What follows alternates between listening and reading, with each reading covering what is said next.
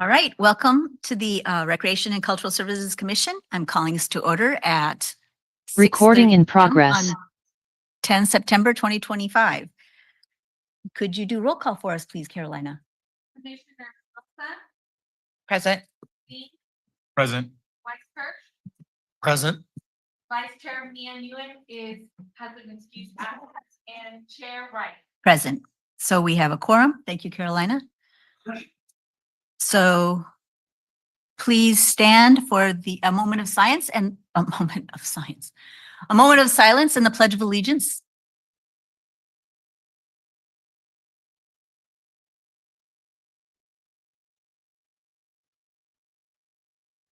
I pledge allegiance to the flag of the United States of America, to the republic for which it stands, one nation, under God, indivisible, with liberty and justice for all.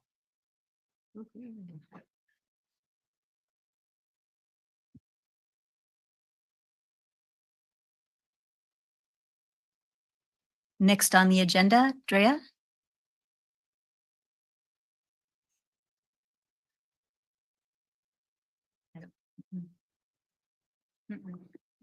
There we go.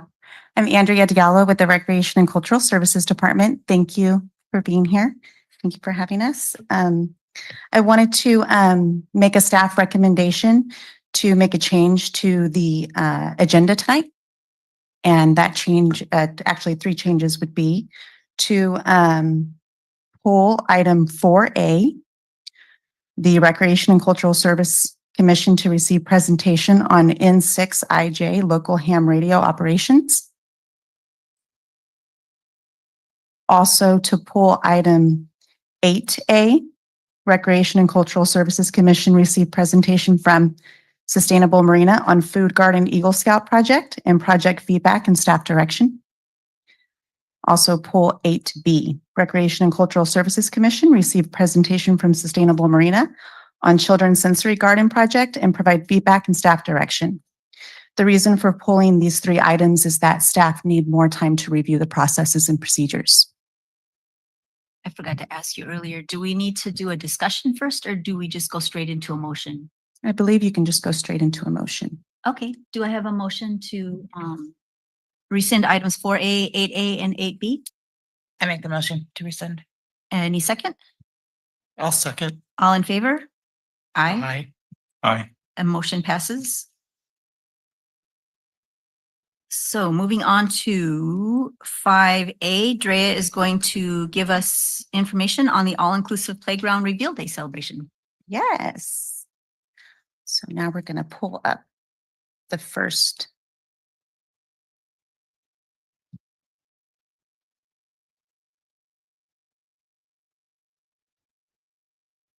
Nice. Okay. Thank you. Oh. My remote. It worked. Oh my goodness, you're going to have to go through all of those. Okay. So this is a very exciting announcement to make about Reveal Day, our all-inclusive playground. Reveal design will be unveiled at Vince DiMaggio Park on Saturday, November 8th from 11 to 1. We're going to have design reveal boards, sensory space tents, food trucks, DJ tunes, fundraising opportunities, and a lot more fun. This is a super exciting project that we've been working on and that we've had a lot of feedback from all of our students in the area, along with CSUMB and our community partners and the steering committee. So please come and join us on this day. And I also have Amanda here, our special events specialist. Woo-hoo. First one is, there you go. Yes, so coming up on Saturday, September 20th, just a little over a week away, we have the Multicultural Festival, which is a fun event, basically bringing all the fun parts of travel to our backyard with cultural group performances, different vendors that represent different cultures and that represent Marina. And so it's a fun event, food booths, vendor booths, all sorts of fun kids zone area with Gaga Ball. So it'll be a fun event. You guys should all come out. I know Tina will be there. So Next.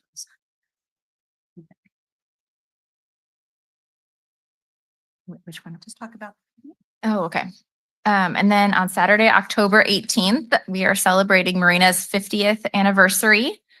Marina turns 50 years old this year. So we have live entertainment with bands, a photo contest, resident nominations for people that have lived here for the whole 50 years Marina's been a city, and wine and beer garden and food vendors and more. So we'll have a fun kids zone. We're trying to work mostly with Marina-based businesses. So to really help celebrate and bring up and lift up the community. And so we're excited about that one.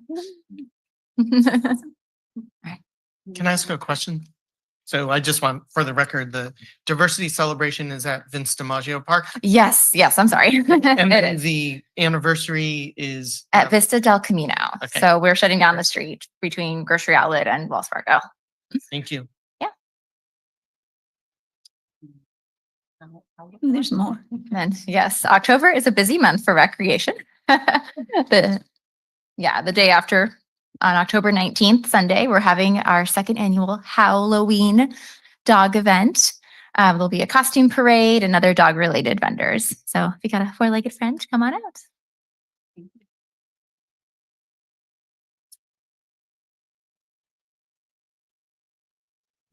And this is just highlighting some of our recreation programs that we have going on. So we have Youth Indoor Hockey League for kindergarten through fifth grade, October 28th through December 16th. We have youth basketball, skills and drills for third through fifth grade, October 6th through 9th.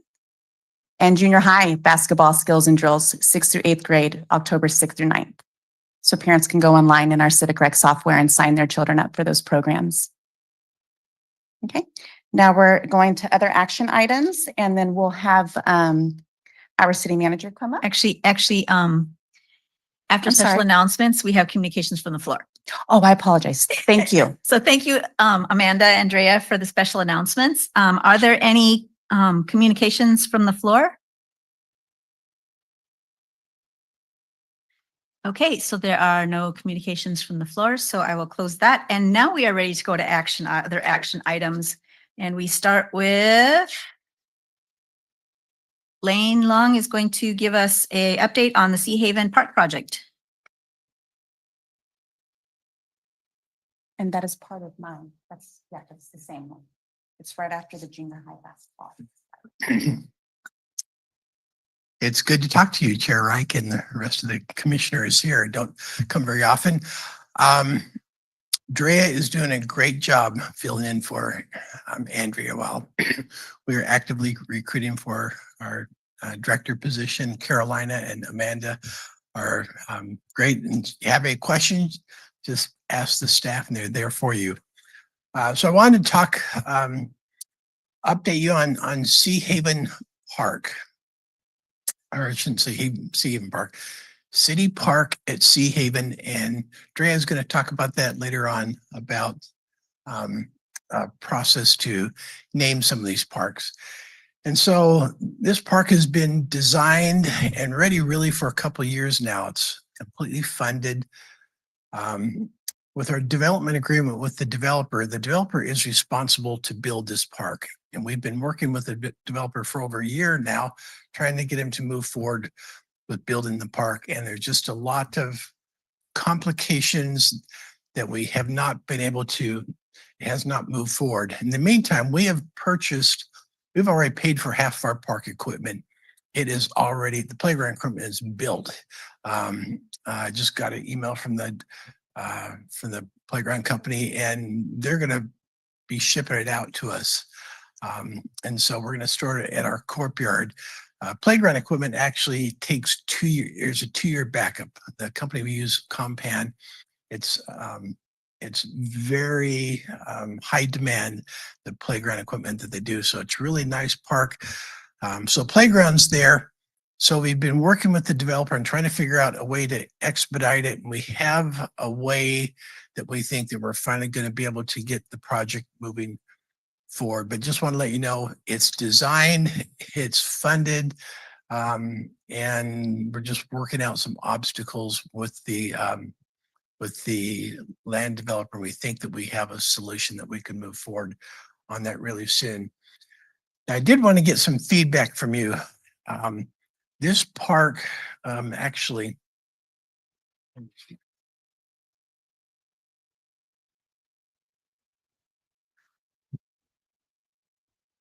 So if you can see in the park right here, huge parking, this part of the park is going to be open space. It's going to be turf, so it's a play area. People want to informal soccer games, whatever, they'll be able to do that in the area. This is the big playground.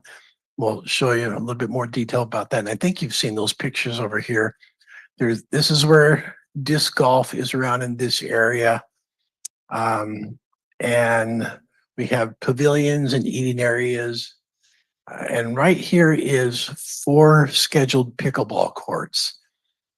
And this path that we're moving forward on now, we may have the option to build maybe 2 or 4 more pickleball courts. And so I wanted to get your thoughts and feedback. Ultimately, this would have to come to city council and get approval from them. But I wanted to get your feedback on thoughts of adding 2 or 4 more pickleball courts. And Drea probably has, she can talk about, I think, more from the recreational aspect of 6 or 8 gives you a lot more capacity and ability for teaching programs, for other type of league play. But I just wanted to get your thoughts and your feedback about expanding that to more. Okay, so with that, do I open it up to the floor first and then do it, or do we just automatically You can start? just have discussion with you. Okay, so does anybody on the commission want to comment or question? So where would the location of the expansion be? Just added on to the 4 that are pictured there? Yeah, correct. Our architect would kind of figure out the layout, but it would probably be to the right of those 4 right there. We may lay it out a little bit differently, but primarily there. What works about that park and that location, it's right next to Imgen Road. It's away from the homes, and so you aren't going to have those noise or impacts like that. And it's probably the one park out of all of our park designs where we have the capacity to add more courts.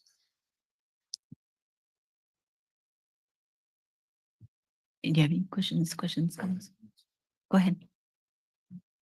Is there a demand for additional courts or how's that determined? We get nonstop requests for more pickleball courts. Currently, right now, what we have planned is for the city park at the Dunes. There's 2 pickleball courts planned for there, 1 tennis court. At Gloria Jean Tate Park, there is 2 pickleball courts planned there. And then right now there's 4 here. So we'd have a total of 8 pickleball courts right now. Currently, we only have the indoor pickle court, right, that we use for here at Rocky Horn, right? That's the only one. Currently, that's all we have. That's all we have. Also, additional pickleball courts would help us kind of bring like tournaments to the area, which I think would be excellent for Marina. Yeah, I would definitely say to expand, especially since a lot of the other cities are expanding their pickleball courts because the demand is high. I would like to see people in Marina playing in Marina than having to seek it out. And I do see there. I know there is a demand for it. I hear it all the time. The demand travels like across all demographics Yes. as well. Mhm. What would be an alternate use for that area if pickleball courts were not put in?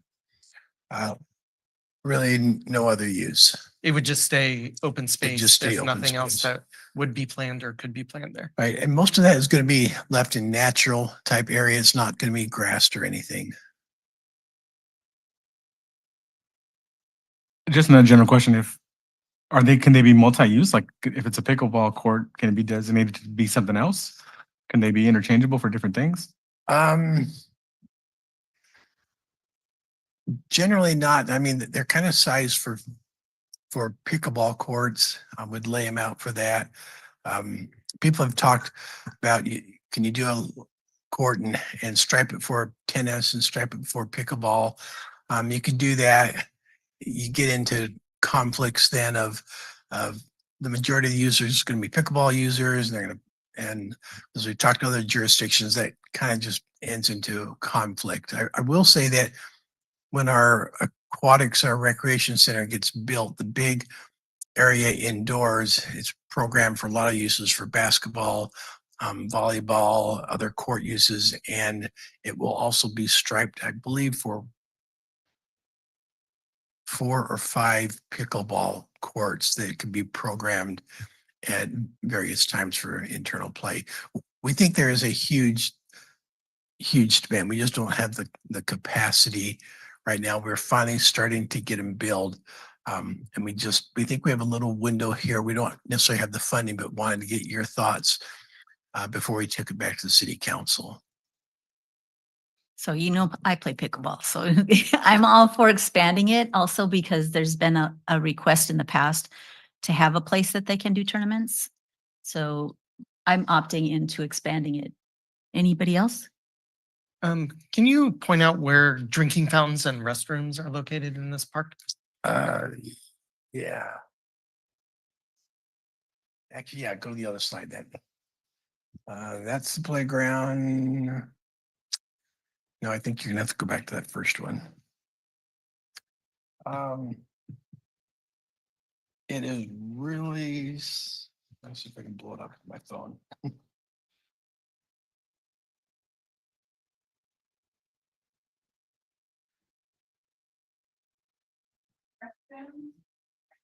The restrooms are right here.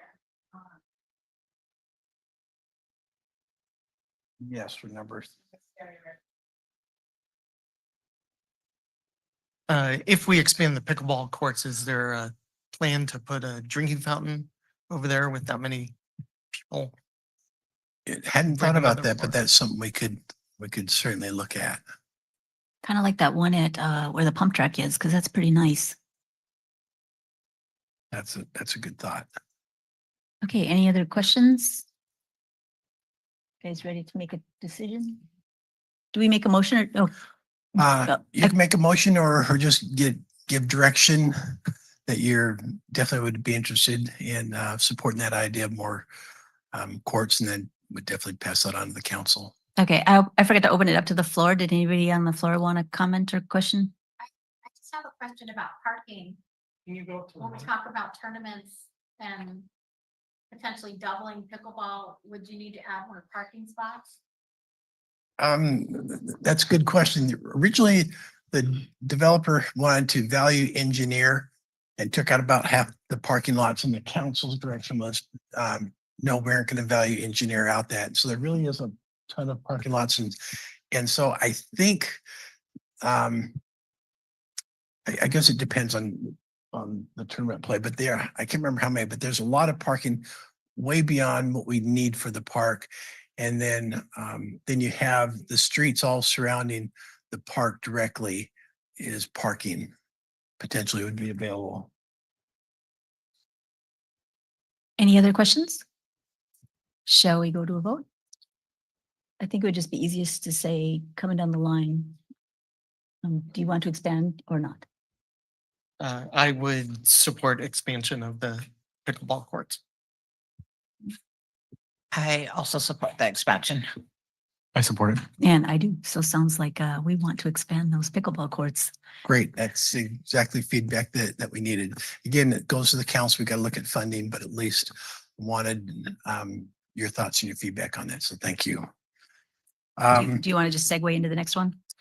Yes. Fortard's Dune State Park.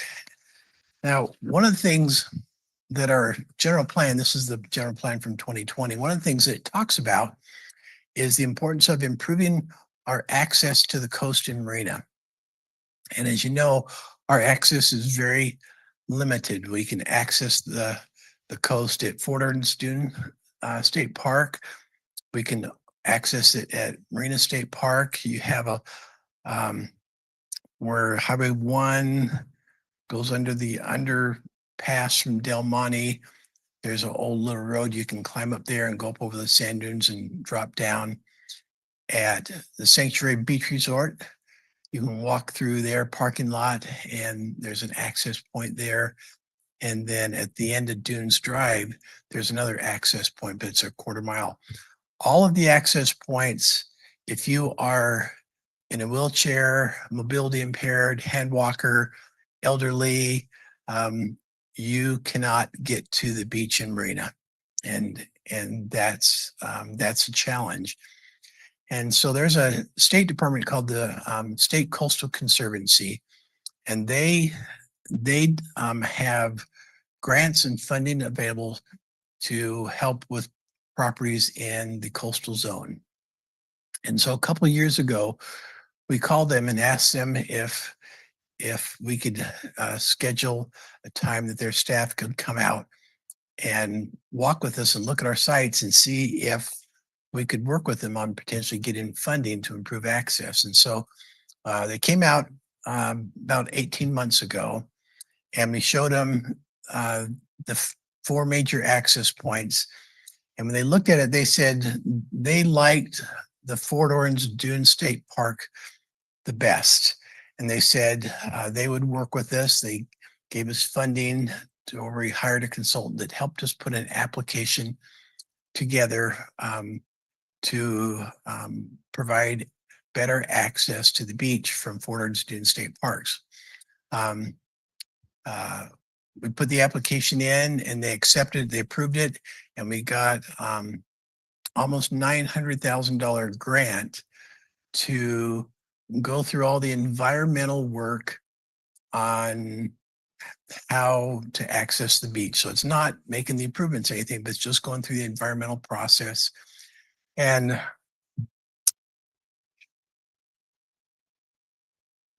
so here's the project. So if you've been there, here's the 8th Street Bridge, and you have this road and goes along here, and there's a parking lot here, and then you walk along this path, and currently right now there's a little gully that over the years it's gotten very steep. We have a picture that shows it. It's about this wide and it's deep and very difficult to get to the beach. And so the gully down here, and then you walk on this sand all the way. And so that is our goal, was let's see if we can get an ADA access from this parking lot all the way to the ocean. That's our goal. And so we can go to next slide, please. So as we've gone through this process and talked with them, part of it is they have these porta potties here, and part of our plan is to put an actual restroom. It still doesn't have water there, so it's still a compost type restroom, but it's better than a porta potty. So it'd build a new restroom there. It would make improvements to the parking lot. Right now they have a lookout that you can walk out and look out there. Eventually that's going to go away as coastal erosion. My time here, the coastal erosion has probably been about 6-7 feet. And over time that's going to go away. And so all this property is owned by state parks, and state parks doesn't have any funding to do anything. So they don't have any plans to do anything. That's why we're stepping in, working with the State Coastal Conservancy to see if we can make these improvements on state park property. And so the plan is there. They'll be making improvements here. This will become a lookout area that you can actually at least look out and see the ocean there. And then it would make improvements down here. Next slide.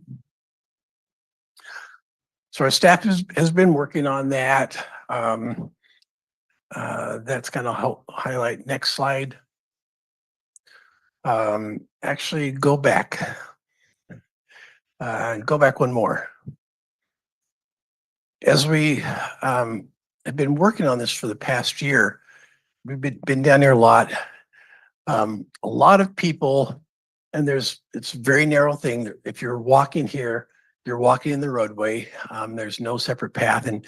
And as we've been looking at it, we talked with the State Coastal Conservancy and the state parks. We said, look, can we expand the scope of this project and build a separate bike path or separate pedestrian path so they don't have to walk down the middle of the road. That conflict is just going to get worse and worse. If you go down the Saturdays, this parking lot's almost always full, just cars going back and forth. And they all actually like the idea of expanding the scope. So we're going through that process to see if State Coastal Conservancy, state parks will approve that. Next slide, next slide. This is options that we proposed it'd look like. So here's the road. You put a 6-foot pedestrian trail off the side that'd be decomposed granite, or you'd put one right next to it. The difficult factor is always the endangered species. There's sanguilia, there's buckwheat, and so we're working with state parks and the different agencies on how we can mitigate for the species. But we've increased that scope in the project, and we're trying to work through that, and everyone supports it. Everyone thinks that's a good idea. Next slide. These are just different alternatives we're looking at for improving the actual parking lot there. It's not going to expand. The parking spaces won't increase, but we're trying to improve the traffic flow and how you back out and park out and things like that. Next slide. This will give ideas as you walk down there, like down this way. This becomes an overlook, and would build something like this, a deck or something where you can stand there, have chairs, maybe sit down. You'll have some things that'll talk about this is former Fort Ord property and the ocean and different things about that. So that's the idea of that overlook. There may be some kiosks with information there. Next slide. And next slide. This is where it gets to be the problems. So this is the existing little gully that you go down. And so the plan is try to figure out how to make this ADA accessible. So wheelchair, mobility impaired could go down here. And so the first thing is, okay, let's take that existing gully, widen it up, and just put some steps. So it's still decomposed granite. Obviously it's not wheelchair accessible, but that route is the easiest one. It's the one that the environmental groups support the most, because you're not going back into any of these areas that have other species in it. But that doesn't achieve any of our goals on ADA improvement. It just makes it easier for people that can walk, that have the abilities. You can run. That makes it wider, better for us, but it doesn't achieve any of our goals of having at least one access point in our community, that if you're in a wheelchair, walker, mobility impaired, that's our goal. So next slide. So if we were to do ADA improvements, this is what our consultant came up with the design. This is where we kind of need your help and feedback. So you can see this is the existing gully that goes through. And so to make the slopes for ADA, you would have to go out kind of back this way, come this way, and then this becomes a boardwalk area. And you can see it kind of goes back and forth and back and forth and back and forth. Then eventually comes down here. And then the plan is we have this wood decking that would take, and this gives you a sense of what the boardwalk would look like. So it's a nice boardwalk. Then you get down here, we put in this drivable decking that you can walk. And so it gives you the ability to take that almost all the way to the ocean. And so that achieves our ADA goal of the project. But as we meet with the different groups and with State Park and the other stakeholders, they look at that and they go, this is really impacting a lot of the natural area, and visually that doesn't look the best. There's a lot of boardwalk crisscrossing. There may be a less impactful way to look at that. One of the other goals of this project from our fire and police department is if they need to get their vehicles on the beach, this is the only place we can do it. They can't do it in any of their other beaches because you're going down sand dunes. This one, there's a little trail back here that they can actually take here, and our vehicles can make it all the way to the beach. And so part of this plan is is keeping it accessible so emergency vehicle can get to the beach if they need it. And that's why we talk about this drivable decking. Next slide. This gives a sense of all the different habitat and species. It just makes it complicated. This is why it's $900,000 just to put the plan together. There's just a lot of things you have to do. So what I need I think that go for the next slide. Next slide. Yeah, that's just all the Gilead impact. So what I really need your input on is that pathway. As we talk with state parks and some of the other agencies, they say, you know, maybe it's time to give up on the ADA way and just to do widen it up and do the DG steps and you know, say that's the best we can do. Obviously that's not as costly, but I wanted to get your impact and your feedback kind of now that you have a sense of what that boardwalk could look like. Do you think we still need to push forward with that design? And is that your recommendation as we go back and talk with state parks, we talk with State Coastal Conservancy that we still want to push forward with our boardwalk and our ADA plan? So that's what I'd like your discussion and feedback on. All right, Lynn. Okay, this time I'll remember, are there any comments or questions from the floor first? Okay, so we'll close that and go ahead and open up to the commissioners. Go ahead. I would support the planks. What are you calling it? The drivable boardwalk and the boardwalk. Yes. And I actually want to make sure that we're also talking bigger picture because it is in proximity to the inclusive playground. I hope that we're thinking about from playground to the ocean of making sure that there's access over the 8th Street, but in wheelchairs, on bicycles, and also on transport vans that can get as close as possible to the ocean. That it should be one package deal to think about the inclusion and ADA compliance across both. Yeah, that is such a great comment. Can you go back to one of the original slides there? There's one thing that I didn't bring up that you absolutely, yeah, go back to the earlier slides. It gives the overview. Back.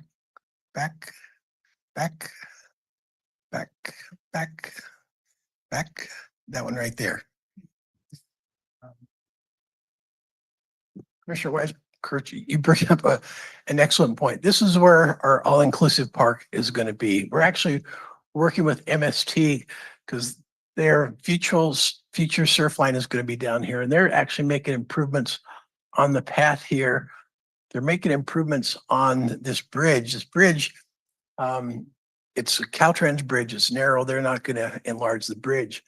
The railings are really low, and so part of it would be increase the height of the railings, improve this. So if you're, so at this point, we'd have ADA access ramps, so you can be on the sidewalk here on this side of the bridge. This side doesn't have sidewalks, but this does. They would have the ramps getting off this, and then if we had our path down here, then you'd have a path that you go to get down there. And so your point is, I totally left that, but you're absolutely right. This is going to be a huge all-inclusive park. We think it makes sense if you're going to have different people of all abilities and in wheelchairs and walkers, let's make it available for them to take all the way. So that's a great point. Anything else? Go ahead. So just to clarify, the initial funding that was available was to do the study to determine if this is feasible.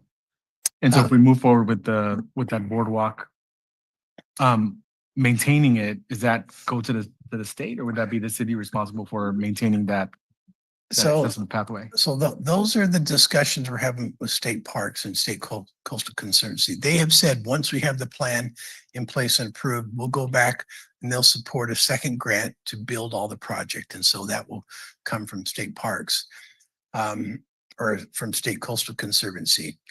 State Parks has said they will improve, they will continue to maintain all the parking lot, the restroom improvements, the overlook and everything like that. The actual boardwalk, we will probably have to maintain on the city's end. And so if we go down that path and construct it, that's part of the design is to minimize our long-term maintenance cost. And then I guess this is the same group that determined this was the park that met the criteria for those, Correct. for making it more accessible. Yes.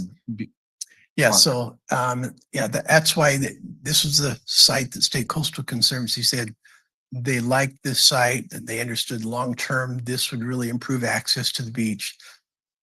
But now it just gets complicated that in reality, that boardwalk is gonna have to do these funky little turns. And so we're starting to get some pushback of, well, maybe it's just easier to abandon the boardwalk and just do the easier path. And that's where I wanted to come back to you and see where you wanted to go with that. Yeah, and maybe that's another conversation, but it'd be interesting to know kind of what were the factors that influenced picking this specific park as the one that would benefit from the improvements. I'm all for creating something accessible, especially for folks that might have any kind of need some additional accommodations, but also for families too, right? If they have strollers or anything else to be able to get there. So just maybe we can have another offline convo, like what were the factors that No, I'll be Like happy today. to share that.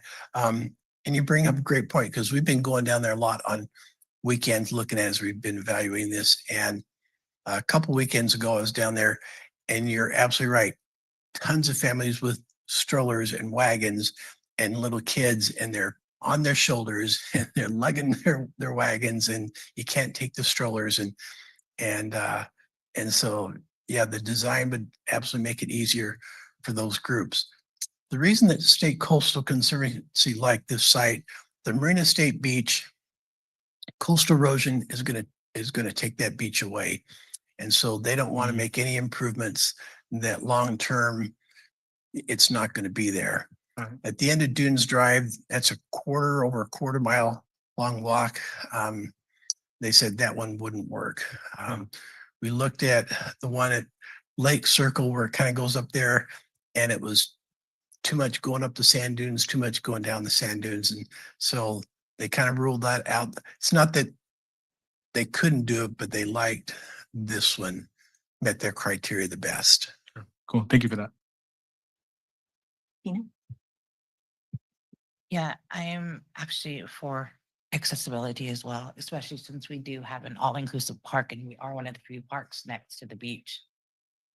I can see families making a day of it. So yeah, I would definitely like to see the accessibility there. Great. So I just wanted to recommend the path be, can you go to the pictures of the paths?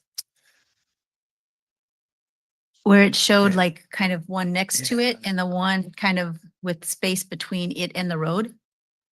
Yeah, that Oh, one that right one, there. back up. Right. Or I don't know which way you're going. Next one right Yeah, there. that one. So my husband and I go there to see the sunset all the time. We lunch there most of the time.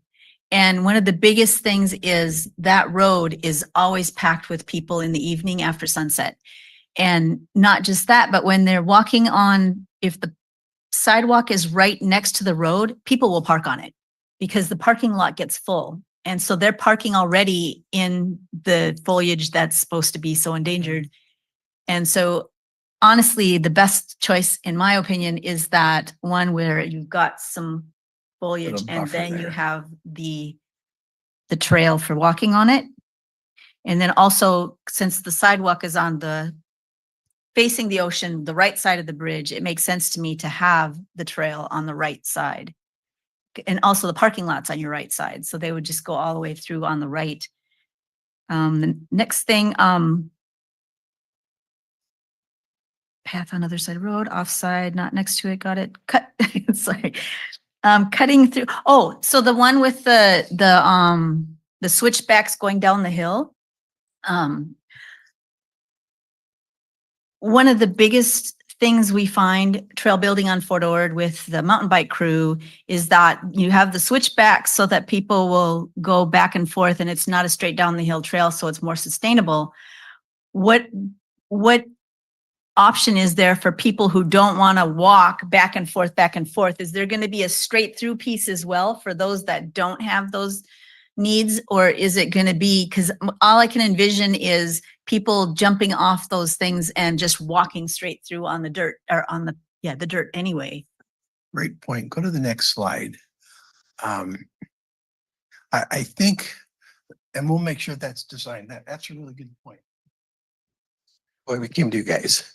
Yeah, because if we did that, there'd still be a walk-off point because the public safety vehicles are still going to keep that open.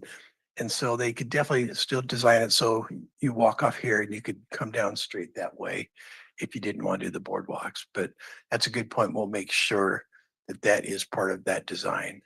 So great point. I'm good. Does anybody have any more questions, comments? Okay, do I need to make a motion for this or do we just? Just give me the feedback. We've got great Yeah, notes. It sounds like unanimously the commission is saying we want the boardwalk. You've given us some good ideas. You've connected it to our all-inclusive park. The comments about why you want on the right-hand side, why you want a little buffer. And I think you're right. If you put the sidewalk next, cars that could be a potential problem. So this is exactly the feedback that we need, and we'll continue to push the state parks and the Coastal Conservancy that, this boardwalk's a little bit more complicated, but it really connects and achieves the goals that we want. So perfect. Thank you. Okay, so should we just start down the line again?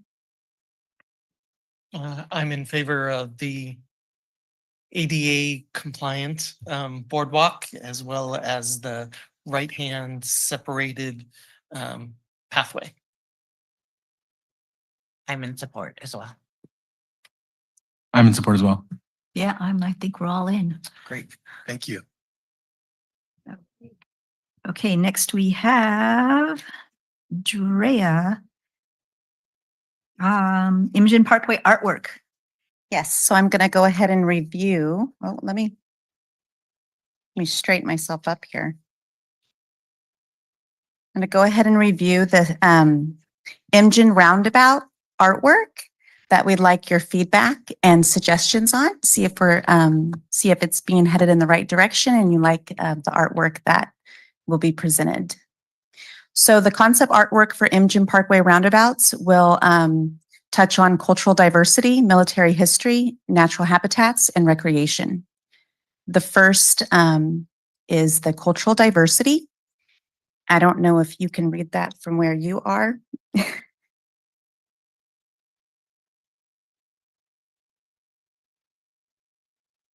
Basically, what you're looking at are various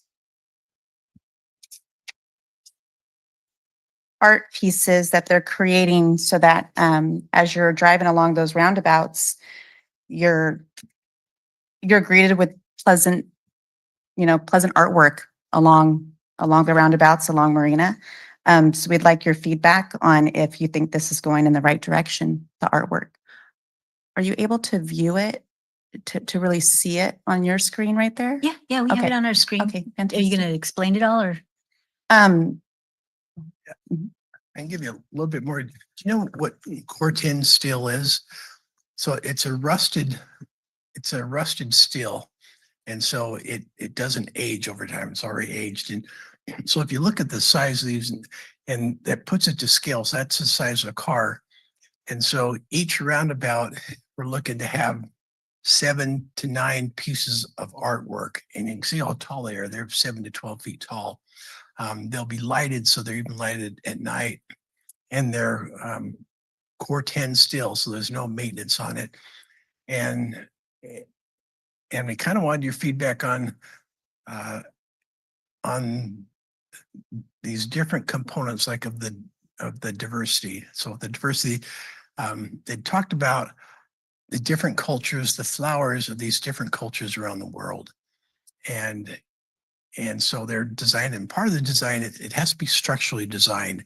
And so there has to be the right amount of open space. So it's going to be a solid piece of quartet. Then they're going to cut out this design. You can't cut out too much because then structurally the wind may blow it over. And so there's a whole level of engineering to it. But the thought that we wanted was your input on these designs, and it is any problems with it, any suggestions to it, your thoughts with these.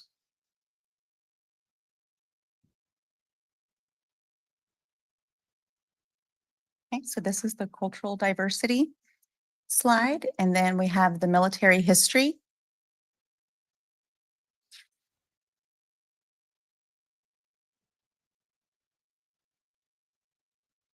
Next slide is the natural habitats. And recreation. Do you want me to go back to one slide? Yeah, why don't we just go through them one at a time? Yeah. We can start here with recreation and go backwards. Oh, you put it already back. Okay, never mind. How many So the first roundabouts one's- are we talking about? I'm sorry, How many roundabouts? 4 roundabouts total. And the idea is that all of them would be thematically the same. So that if we pick cultural diversity, each one would have an element. So no, one will represent cultural diversity as one of these artwork pieces, and then one will represent military history, and one will represent natural habitats, and then the fourth one will represent recreation. Okay.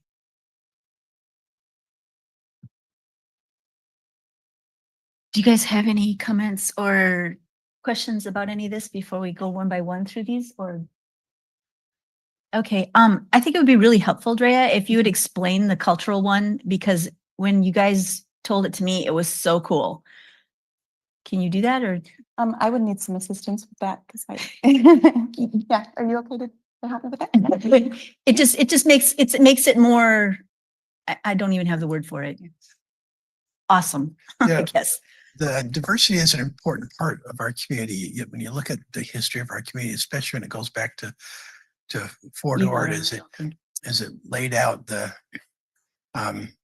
Caucasian officers went to Monterey. If you're Black enlisted, you go to Seaside, and if you're Asian mixed, you'd go to Marina. And so part of that is part of our history. And so one of the strengths of our community is this not only diversity we have with races, but diversity across income, diversity across all these different things. And so we're trying to achieve what our architect was trying to say, okay, how do we take this concept of diversity and not make it divisive, but make it really inclusive and embrace these different cultures around the world. And so she came up with these flowers that are like important to Japanese and Philippines and Ukraine, and then the root structures that goes down, they kind of curve off, and they'll go off to the side, so that the thought and idea is that all these different plants then grow and your roots become entwined and connected, and so all these structures are around the roundabout. And so as you drive around, you get a feeling of connecting all these different cultures and bound together with their roots. And at night, it's going to be lighted, and you can kind of picture as the fog moves in, and you have these lighted structures. And I think it's really going to be pretty amazing. Any questions or comments on this one? I just still have the question, are they going to be labeled cultural diversity on the site, or is it just going to represent cultural diversity on the site?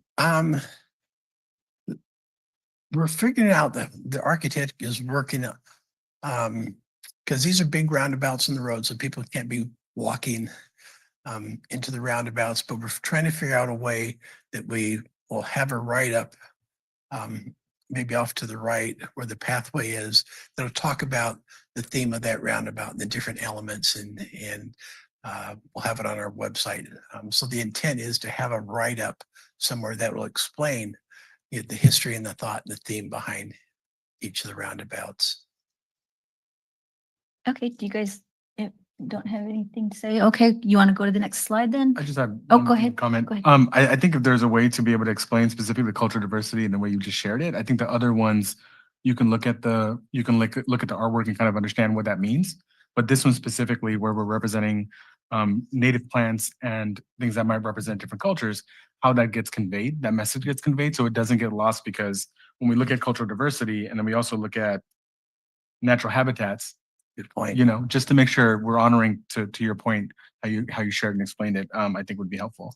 Okay, good, thanks. And I liked it better when you called it cultural celebration. But, okay, so, we can Yeah. go to the next one if no one has anything else on that one. Okay, let's go to what's next, Drea? The next. So this one is the military history. Did anybody have any questions or comments on any of these? No.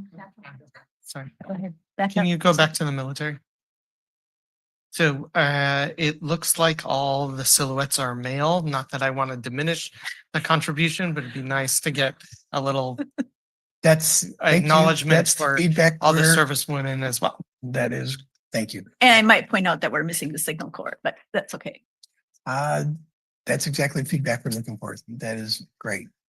One of the things, like we had the helicopters there, people don't know, like our airport, Fritchie Field, it was a helicopter airport. That's why we have all these huge tarmacs there. And so, so each part, we're trying to tie in a theme here. The equestrian center was the main equestrian part, and that's the horse theme. Great feedback on that. We need to celebrate the female part of the military. So yeah, great point. And wasn't the Corps of Engineers a really big unit too? I'm not positive, but we can have the architect. What she does really great is dig into the history. So what I'm hearing is we'll have her go back and make sure that those different parts of the Fort Ord history are kind of captured in the figures or the themes there. So that's a great point. Are we allowed to mix and match between the A, C, and B on the, like, if we like the American flag and swap that out for the helicopters, for example? At this point, like all of them are going in there. Oh, it's all of these. Yeah, We're so- not selecting amongst them. Yeah, so These would be all. at this point, Okay. like at least all 7 were going there. So if there's one that was offensive, way off, great point. We should, let's tweak it where we have 2 male officers, maybe a male and a female officer. So at this point, all of them are going to be in there. If there's a theme picture that was offensive, you didn't like, or something that you'd like captured, let us know and we'll take that back to the architect. Well, then I'll comment that I like the cavalry and the helicopters. Mm. Did anybody have any other comments on the military history? Okay, so should we move on to what's next? Natural habitats? Great. So kind of the same thing. We're trying to capture habitat and species that are unique to Marina. And so we have the snowy plover, we have the otter representing kind of CSU and B, the kelp, the whales.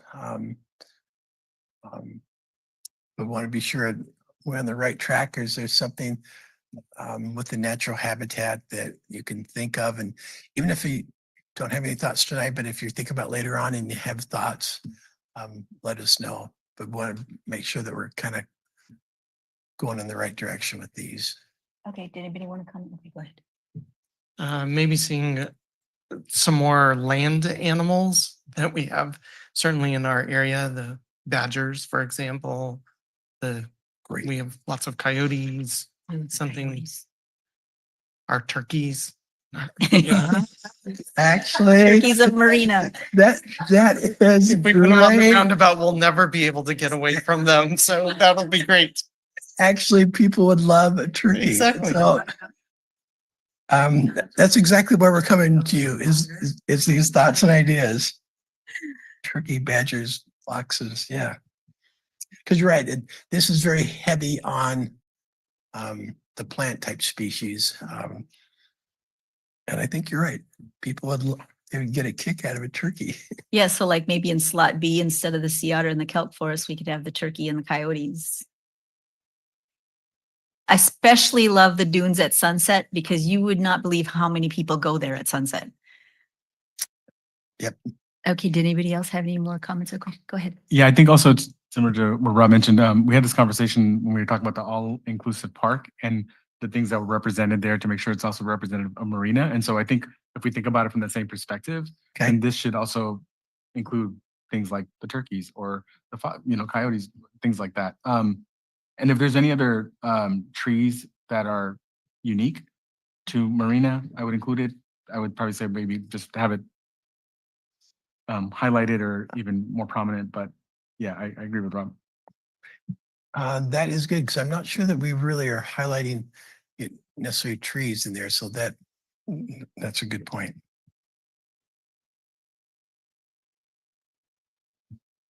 All right, I think we're ready. Okay, you got it. This is great. Go, Drea. I got this just fine. Okay, this one might need some. Yeah, this is the recreation one. I can tell you one of the thoughts as we read it by our staff is we have skydive out at the airport. And we had the hang glider there, but we really don't have the skydive. And so we may tweak the hang glide and do a actual skydive as you actually see them coming out at our airport. But so we're trying to catch the recreation themes that we would actually do here in Marina. Questions or comments? Yeah, I think I think representing recreation is a good idea. But I would also think about like how do we represent it in an inclusive way?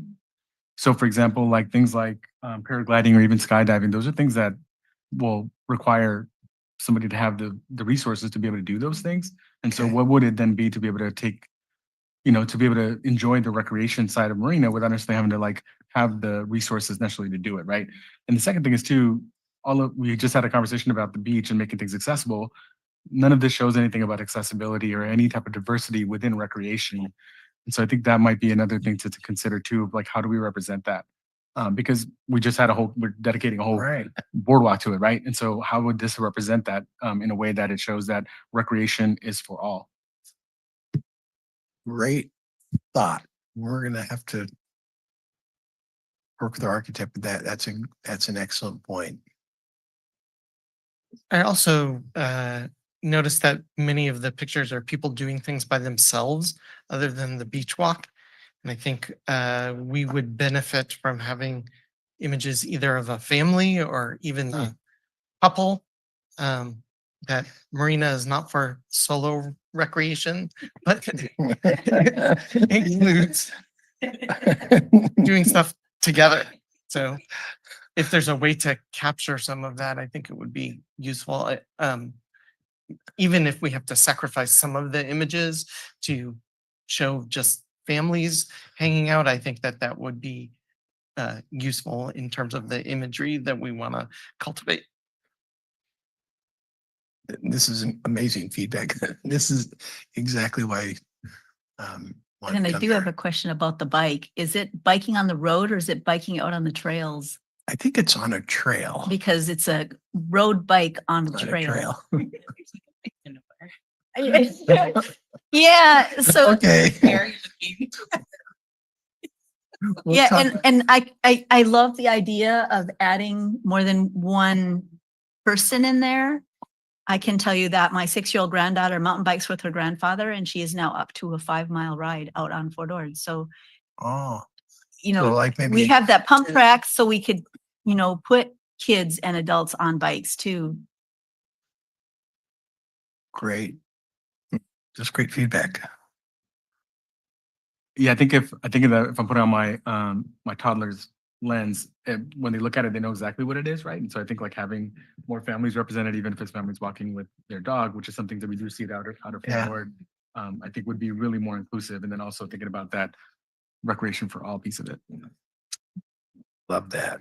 It might also be an interesting idea to look at these recreation for the other recreation we have in Marina. So like directing towards the equestrian center, for example, having something related to the pump track, having something related to the trails so that people realize that the recreation Oh, yeah. depicted are the things that you can do right here. Might Or as a well, little 2 for playground. 1. Yeah. Some, maybe a picture of one of our new all-inclusive park or our all playground or something that we just did.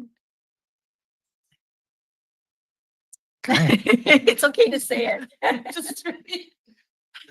Well, we used to have a kite. On the record. Yeah, we used to have a kite festival. I think that's what that was supposed to represent. Yeah. A lot of people don't remember the guy that used to be by Sand City with all his. Are your microphone on? With the kites. He used to be with the big body the big legs that used to fly, but we don't see kite flying anymore around. I don't see it around here anymore. Yeah, perfect.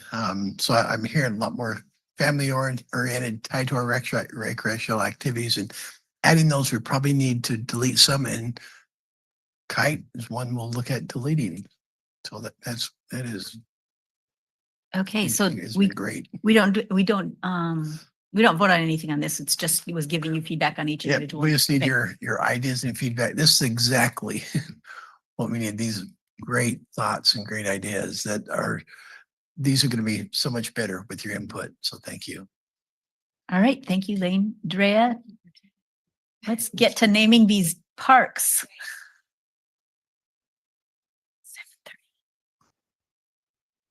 So next, we'd like to review the city park naming process and get your feedback and direction on if you would like to go a certain direction with naming our city parks.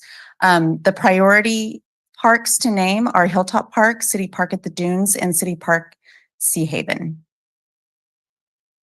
So the city of Marina adopted June 18th, 2002, the resolution. Can't read it. Okay. Outlines the city of Marina's policy and procedure for naming city-owned facilities and properties. During a city council meeting on June 18th, it was adopted. The policy grants the city council authority to name municipal facilities, properties, and centers, including buildings, streets, parks, and other highly visible areas.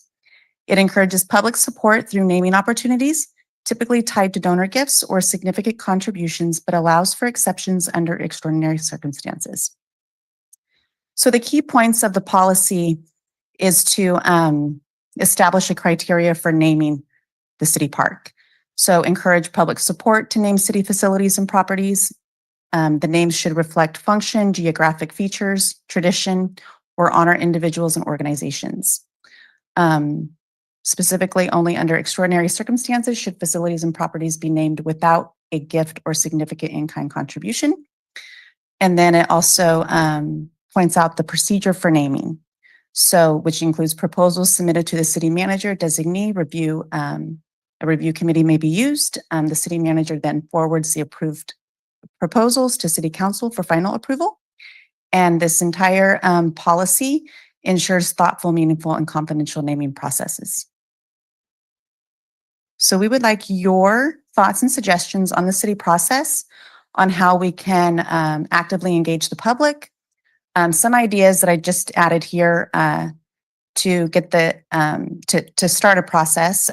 We could offer a contest, social media campaign, school involvement and surveys, things like that, to be able to capture a city process for ourselves. Let me just give you an example of a contest that what this pathway would look like. So let's just say we chose a online contest example for City Park at the Dunes. Phase 1 would be the planning and preparation, which would mean drafting contest guidelines, themes, and criteria, gather project details, site details, renderings, and aerial views. Phase 2 would mean to launch the naming contest, announce contests through city website, social media, schools, and local media, share background on the park and importance of community input, and open the online contest submission portal. Phase 3 would be the submission period. City staff screens submissions for eligibility, and then city staff reviews submissions. Phase 4 would be the Recreation Commission and council approval process. First, Recreation Commission reviews and makes recommendations, and then the city manager forwards to city council for final park name approval. And then Phase 5, the most exciting phase of it all, a park naming at a grand opening. So we would celebrate park opening and official name unveiling with ribbon cutting event, and recognize community participants and contest winners at park grand opening event. So that is an example of the process for naming a city park. So we would like your feedback and suggestions. And yes. I do have a couple of questions. According to the policy, right, it says if there are major gifts or donors, and do any of those three parks have any major gifts No. tied to them? And, Yet. and that's a good point, because the policy does stress you, if you're gonna name it after an organization, say Kaiser or MPC or whatever, it should be a significant gift organization. Same thing after an individual. We have none of that. And so I think that kind of excludes out individuals and organizations at this point. And is the idea that all three parks would be named at the same time? Or are we looking to name one of the parks in 2025, one in 2026, and one in 2027? Or I think we're actually looking for a process that we can move forward with in general for all of, sorry. I think we need a process where we can move forward in general for any park naming, but we do specifically have three priorities. The Hilltop Park, which we had a ribbon cutting or earlier this year, and then a City Park at Sea Haven and City Park at the Dunes. And we also have at City Park at the Dunes, the all-inclusive playground that will be part of that park.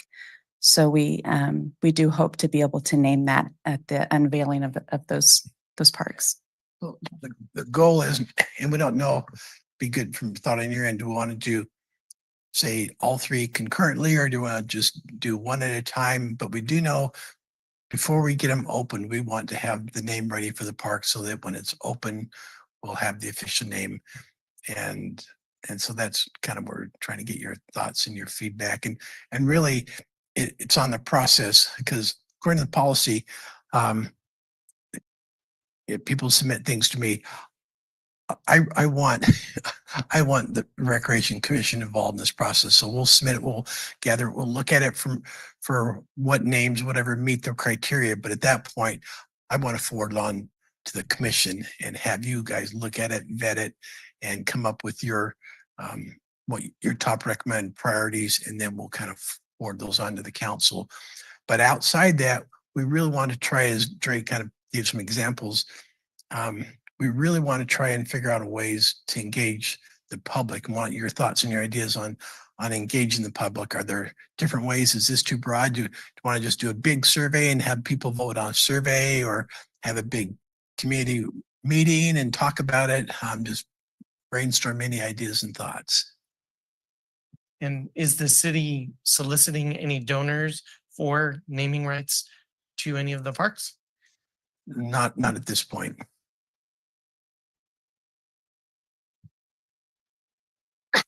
So just to clarify, so the City Park at Dunes is the all-inclusive park, or is that would be part of that? What would be considered? That's part of that park. Okay. The playground will be inside of that park. And the intent is to name that playground the same as the park, right? That's something to discuss, yeah, because the all-inclusive thing is a separate thing. Maybe we want to put a different name for the all-inclusive park and then have a different name for the overall park. I think, yeah, it's kind of those overall discussions. So I'm only saying this because I could easily get confused. It's an all-inclusive playground on the city park property. So if we want it to be like a quick reference, it might be nice to have the same name. So like, I'm throwing this out there. Let's say the park is called Ocean Dunes. You'll already know of the all-inclusive playground as being Ocean Dunes Playground. They could be the same, or if the public prefers them to be separate, that's why we're, seeking your suggestion. And she brings up a good point about confusion. That's one of the problems with the quote Hilltop Park, because if you Google Hilltop Park, it takes you to Monterey. And so we want park names that when people, because our parks are going to be amazing parks and people are going to come to visit and play our parks. And so we want to get those names, want to get it out there, want to get on Google, and we want them to come to us and not to Monterey. So as part of the process, we're going to take the names of the parks like in Monterey, Seaside and stuff and vet those out as not usable. Yes, yeah, that's, yeah. So like Hilltop Park, that's what we're calling it right now. We're taking that off the table. Sorry, I'm going back to the inclusive playground. So if I understand it, let's say we built an inclusive playground at Vince DiMaggio, we would call it, it would be called like Oscar's Treehouse at DiMaggio Park. And so that's what we're trying to figure out for the new park is the playground is going to have one name at the park, or if it's going to be one name for everything. Correct. That's So, Okay. so you're asking us to decide Yeah, that. we're, Okay. yeah, and don't Okay. even necessarily need to decide, but we definitely want your Feedback. thoughts and ideas. Your discussion and your thoughts is really helpful to us as we try to weed our way through on the staff end. So any thoughts?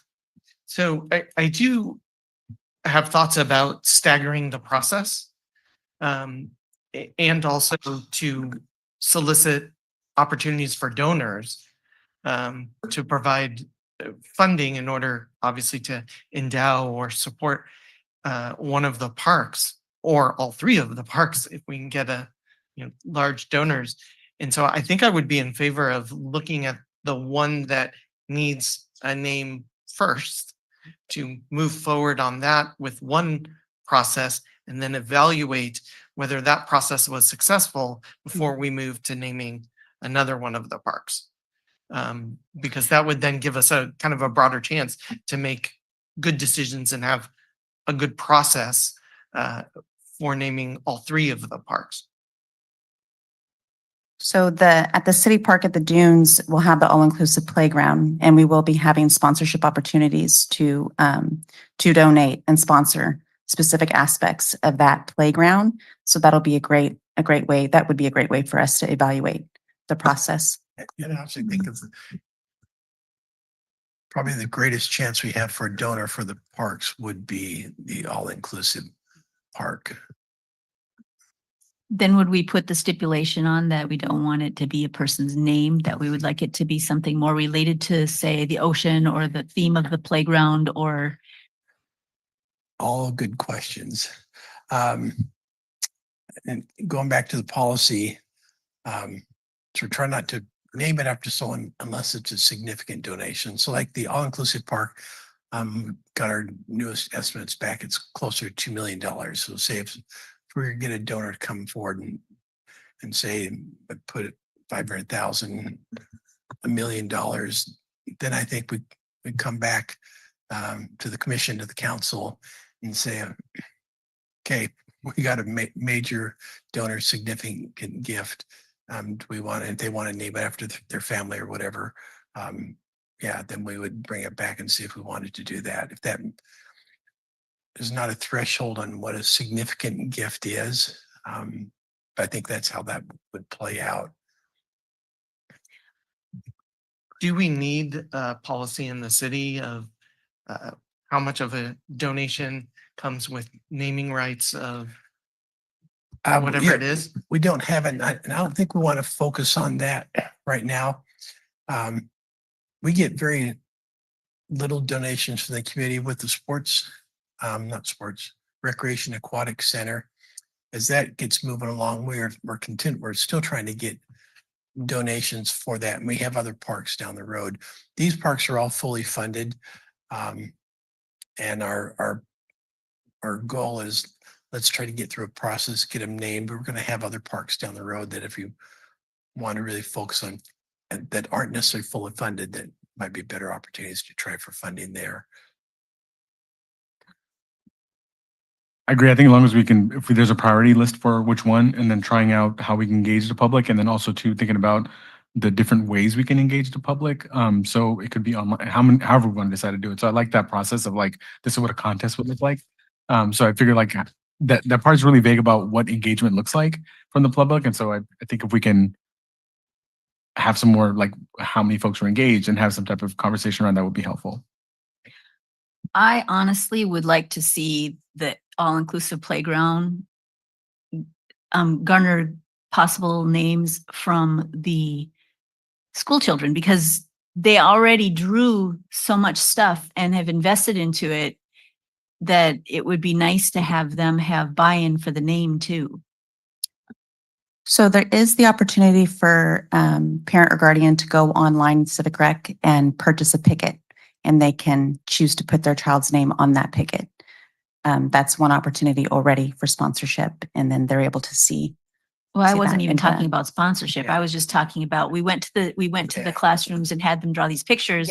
Wouldn't it be cool if we could somehow go back? Focus on them and say, Now we need to name it. yeah, come up. Like so- maybe we could show them the design that we just approved Yeah. and say, okay, guys, now we need a name. Yeah, great thought idea, because we got 1,500 drawings from those kids. And so what I hear you saying is, yeah, let's go back to the kids and have them come up with ideas for naming it. And I think it probably would be pretty amazing what they would come up with. Yeah, and I kind of think that because of that, there maybe we need a different process for different parks. Because like the one up, oh my gosh, tell me the names of the one up by my house, the Sea Haven, the one at Sea Haven. I feel like we need to get that one named as fast as we can, because we want the public to know that that's not just Sea Haven's playground. We want them to know that that is our park too. That's a city park. It is not a Sea Haven's playground. It's a city park. And that's exactly the point why we need to get them named. And I also, because I'm going to disagree, I really would like to do all three at once, but you know what I mean? Because I feel like we've already waited 2 years to name a lot of these playgrounds. And if we stagger them, we're going to be, I hate waiting. So, I mean, go ahead and voice your. Well, I'd like to also know, as we inventory our parks in Marina, is there any theme across them? We have a couple named for people. We have a few named for function, right? City Hall Park, Los Arboles Sports Complex. And then Windy Hill, I don't know what that's named after, right? So All the wind up there. so, yes. So the question is really, as we're trying to guide this process, are we looking for prominent Marina citizens, past and present? Are we looking at topographical nature types of names? Are we looking at intersections of streets? Like, I think it would be useful to see, do we want something consistent, or do we just whatever we want? All good question. Going back to the artwork, being able to connect those things, so there is some kind of through line to it, right? And so I think having some direction on it would be helpful, and then I think it would just make more sense to have it in a way that some rationale behind why we're going that route, either to Ralph's point of naming after somebody, or because of it's really windy on top of a hill.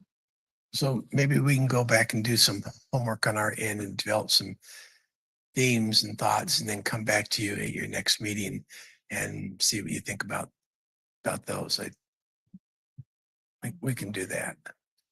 I'd be cool with that. You guys. I'd I also think- like I to think- think about deadlines of if the design for the all-inclusive park is going to be revealed and there's going to be build day in the spring, it'd be nice to have a name by that time, if that's the most pressing. Or do we want to move ahead with something quickly with Hilltop Park, so people come to Hilltop Park in Marina and not Hilltop Park in Monterey? I mean, I think some of those timeline issues would be useful. And so I think from a timeline, that kind of go back to Chair Reich, it's like they're all going to kind of start at the same time, and hopefully they're going to be built in a year. And I think any process that we go through is probably going to take several months. And so I think we can, it's a good thing. Do we try to do them all at once? And if so, would just have to figure out how we make it clear. These are the 3 different parks. Maybe these are themes that we're looking at for the different parks, so we could separate them out and then come back that way. Because really the need really is right now for all parks. Any other thoughts, questions, comments? last one, if we're looking at naming some parks, so maybe is there a policy or even a conversation about like when do we revisit names that are existing names of parks?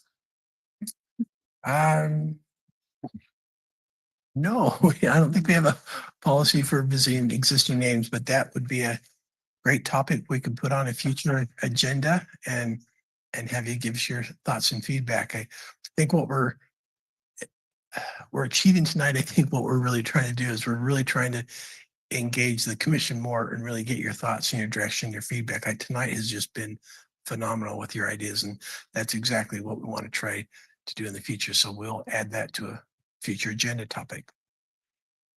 I do think if we're gonna move with any parks named after people, that is probably going to take a little bit longer for people to come up with those names to nominate to move forward, and then for the city to vet who those nominees are to make sure that we're making good choices if we're going to use somebody's name that is so prominent. So just keeping in mind that may take longer in the quick turnaround process that we're looking at. And the complicating factor is it's going to be in names. According to our policy, it really there has to be a significant contribution or a gift. And so I think in our guidelines, as we come back to that, I think we're going to be focusing on themes that are not individuals and Yeah, part I of the problem like the with theme it- idea a lot better Yeah. than names anyway. So I think we'll try to 'Cause stay if you- away if- from that. Yeah, if you look at our youth, there's playgrounds out there that they may have a name, but the kids don't know it. So like my grandchildren, it's Bongo Trum Park and it's Zip Line Park and it's, so they really recognize the features that are kind of near that playground, and that's what they call it. Unless it has a name. Everybody knows Windy Hill is called Windy Hill. And honestly, the Pump Track Park is what it's called, according to the youth. You're right. You're right.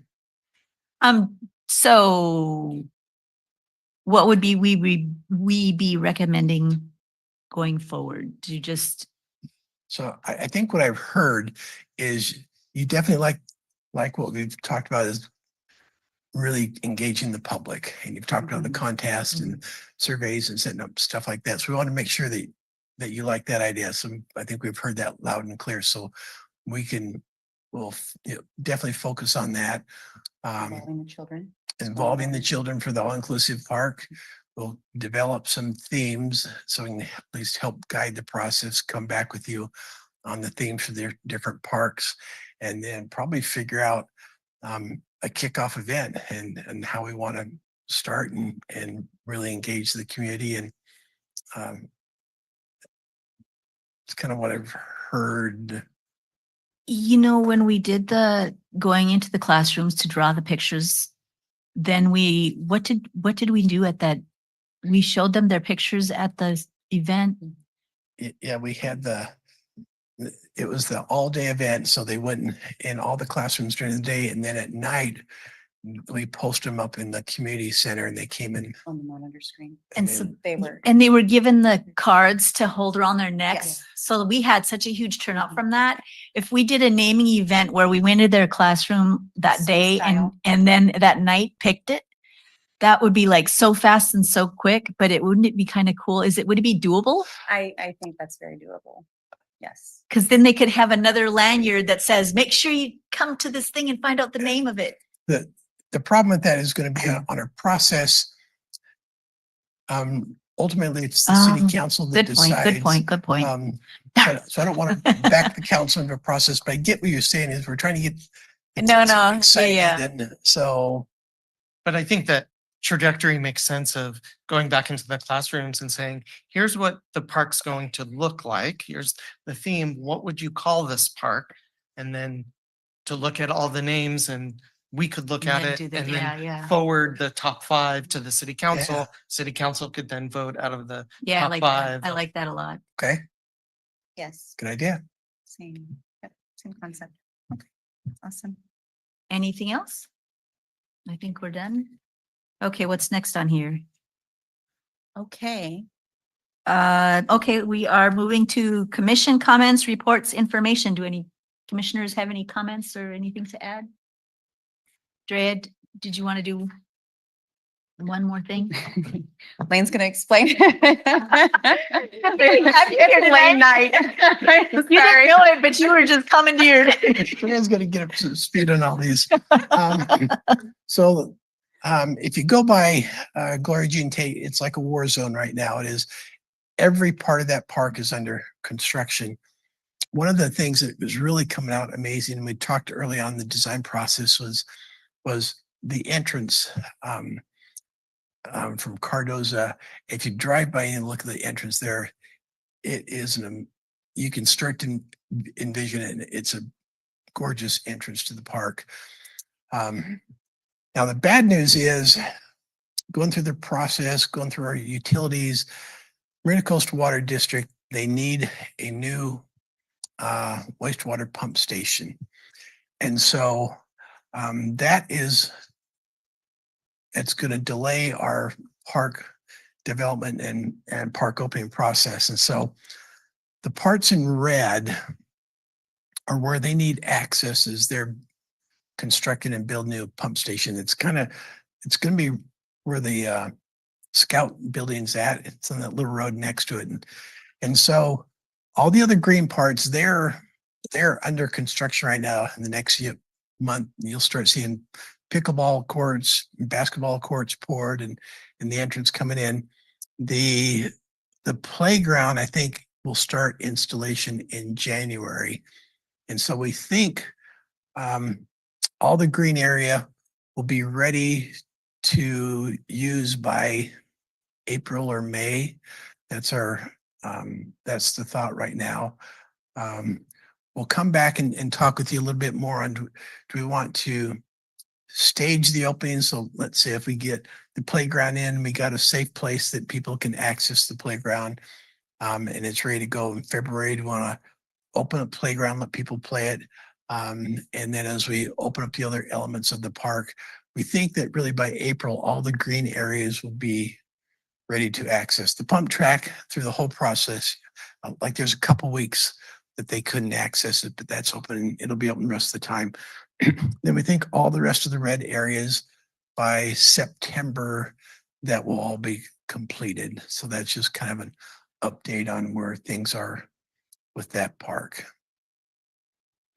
So we're not losing that, I guess we call it the Scout House, because that's what it's been No. called forever. So they're just building like next to it? Yeah, they're just building a sewer lift station next to it.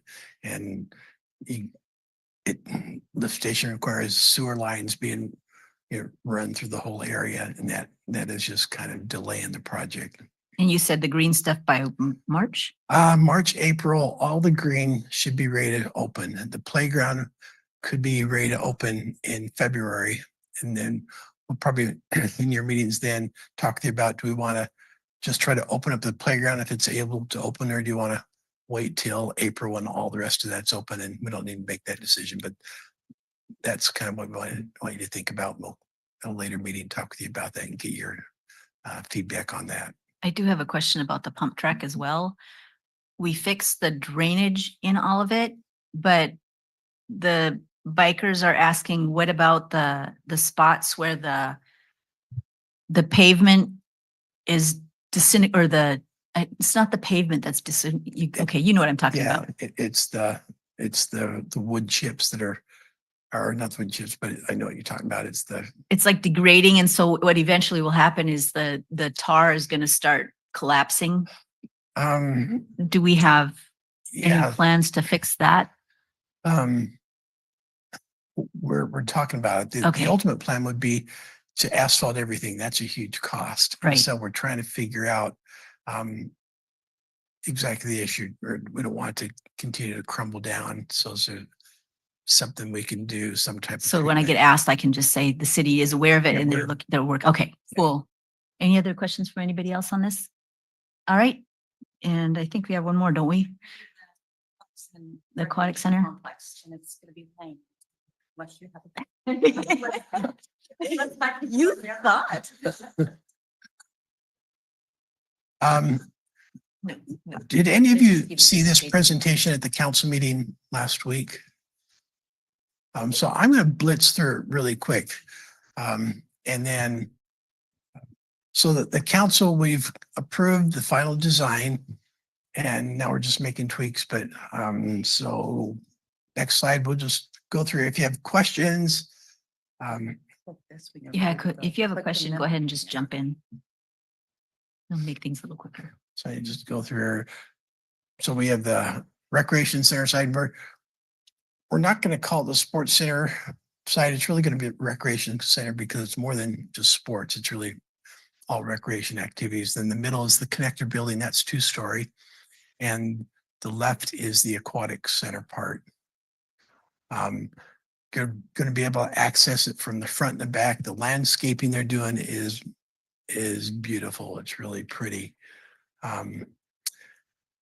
These just the layouts. The thing that we want to point out is we're going to have view corridors both in the first and the second floor, so you can see into the aquatic center part of it. We're going to have places to our aquatic center manager will have office so they can see into the aquatic center and have sightlines and be aware of what's going on all the time. They're also going to have a separate office there. And then same thing on the recreation center side, will have office space so the recreation manager can be and have views out into that facility the whole time, in addition to our staff there. We're going to have plenty of offices for our full-time staff. It's projected we'll have a full-time manager of the whole center. We'll have a membership, full-time membership person. We'll have a aquatics center manager and a recreation center manager. And I think overall, we expect we'll have 7 full-time staff for the whole facility, and then there'll be over 100 part-time staff.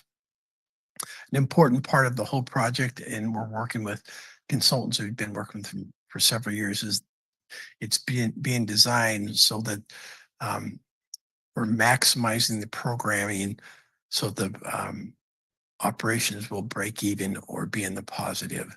And that's always a difficult thing to do. But we're trying to really program it a lot in the design. We're programming so we can have water polo in there, as well as swim teams in there, swim clubs in there, volleyball groups, all different people, because that brings revenue. And at the same time, the balance is we want to keep it open to the public as much so the public can do it. And so and that's where we're working with the consultants and doing the programming to maximize it so we can generate revenue, but also achieve the open times that the public wants to use. And I think. Can I ask a question? Yes. So I have an ongoing concern about the facility, which is about parking. So you just indicated that there would be 7 staff and about 100 part-time folks. I've asked questions before about the capacity of the facility as a whole, and your projected parking is 130 spaces. And it's not clear to me of where the overflow parking would go. If it's on the other side of 9th Street, it seems like it's going to make Trader Joe's even worse than all the Trader Joe's. No, we actually,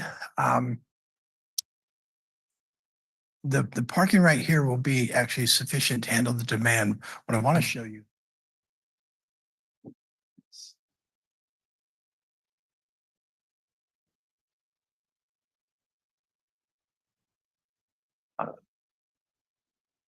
This part now, it's an existing retention basin. All the stormwater, all the rainflow has to be detained on site. But we're looking at designing chambers in there, and that then we'll be able to actually add more parking spaces out here. And so our designers and consultant teams are now working on that. But they say, given our size and our capacity, that we do have sufficient parking for that. We know the all-inclusive park is going to be really close to here. It's going to have parking there. And part of that is additional parking that would provide capacity for other park users there. But they say that you aren't going to have everybody there at all time. And so they think this parking will easily handle our peaks.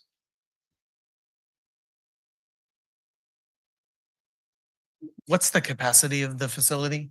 So if it's like a full day, do we know how many people we would anticipate would be in the natatorium and the I sports don't, facility? I don't remember that number and I don't want to give you a guess, but we'll get back to you on that. Write that down, Dre.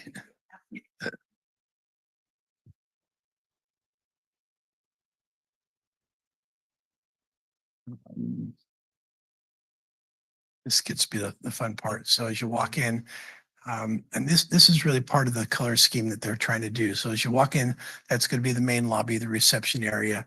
Off to the right, there's a seating area. So if you're dropping kids off, waiting for people, you can sit there. There'll be a gas fireplace, things you can just read. It's going to be open up above to the second story where there's going to be administrative offices, multi-purpose rooms, and rooms for yoga and all types of things like that. This is kind of how these multi-purpose rooms would look. These are the color schemes and ideas they're being developed. They're going to have sports flooring. The main part in the lobby area right now is planned for concrete.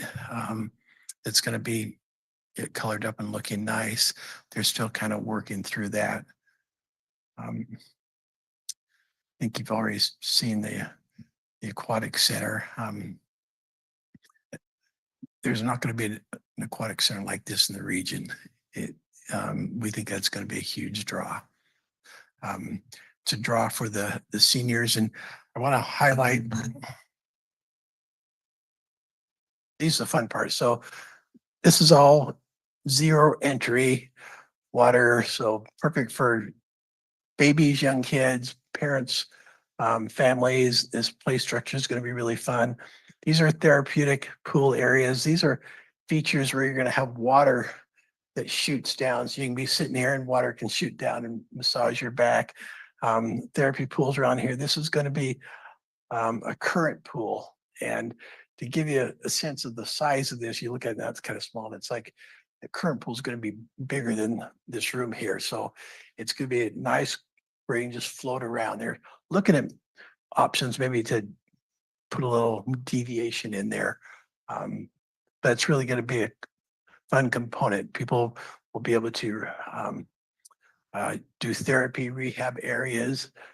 This lap pool part, the water is going to be warmer than this. So for seniors who like warmer water, not as deep, it'll provide the ability to do that. These wee bits, these fun things, we're going to program it to the max with all different fun things that people can recreate, play in there. It's built for water polos. It's designed for swim teams, clubs, you name it, it's going to be there. It's going to have bleachers. We're going to have separate changing rooms for families, gender neutral, regular change rooms. The council was really big on pointing out, make sure that sight lines, you couldn't see into any of these locker rooms when doors are open, maximize privacy, lifeguard area, first aid area. So if somebody's injured, there's a separate room they can get off. Plenty of storage. Just have a little multi-purpose room for birthdays and other types of fun parties. We think it's really going to be pretty exciting.